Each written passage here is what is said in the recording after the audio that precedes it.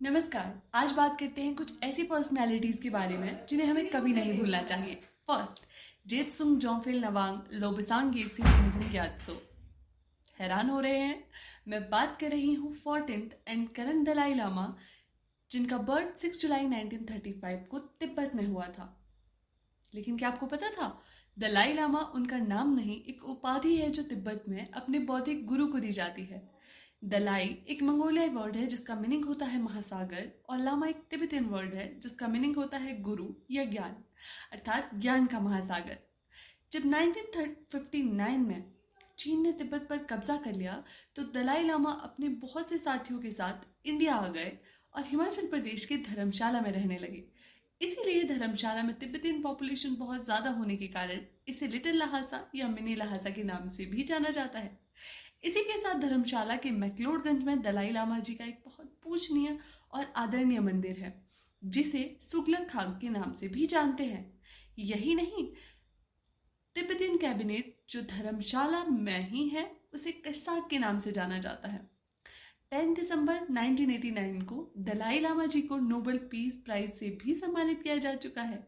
अब आप मुझे कमेंट करके बताइए कि फर्स्ट इंडियन वुमेन कौन है जिन्हें नोबेल पीस प्राइज से सम्मानित किया गया। सुखे सत्याग्रह से जुड़े कविराज के नाम से फेमस भमनौल रोडू के बंदे को हम कैसे भूल सकते हैं।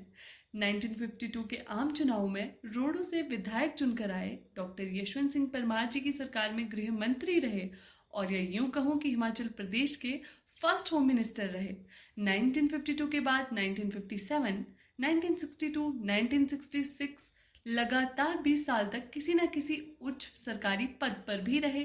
मैं बात कर रही हूँ पंडित पद्मदेव जी की। हिमाचल प्रदेश से एक ऐसे फ्रीडम फाइटर हुए जिन्होंने भगत सिंह, राजगुरु और सुखदेव जी को फांसी पर लटका हुआ देखकर ये कसम खा ली थी कि अब भारत की आज़ादी तक वे काले कपड़े ही पहनेंगे। वो भारत को आज़ाद होते हुए तो नहीं देख पाए, लेकिन मरते दम तक काले कपड़े पहनते रहे। मैं बात कर रही हूँ एक ऐसे फ्रीडम फाइटर की जिनका बर्थ 11 जुलाई 1888 को कांगड़ा की देहरा तहसील में हुआ था। 1934 में सरोजनी नायडू जी ने उन्हें पहाड़ा दी बुलबुल कहकर संबोधित किया, तो जवाहरलाल नेहरू जी ने उन्हें 1937 में पहाड़ी गांधी का नाम दिया।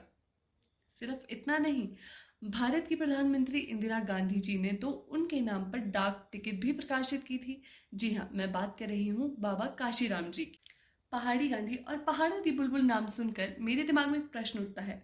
अगर आप हिमाचल से हैं तो आपको पता होना चाहिए कि हिमाचल प्रदेश में पहाड़ी दिवस कब मनाया जाता है। अगर नहीं पता, 1966 से लेकर हर वर्ष 1 नवंबर को हिमाचल प्रदेश में पहाड़ी दिवस के रूप में मनाया जाता है। चलिए, अब आप कमेंट करके बताइए कि हिमाचल प्रदेश से संबंध रखने वाली इंडिया की फर्स्ट लेडी हेल्थ मिनिस्टर के बारे में आप क्या जानते हैं।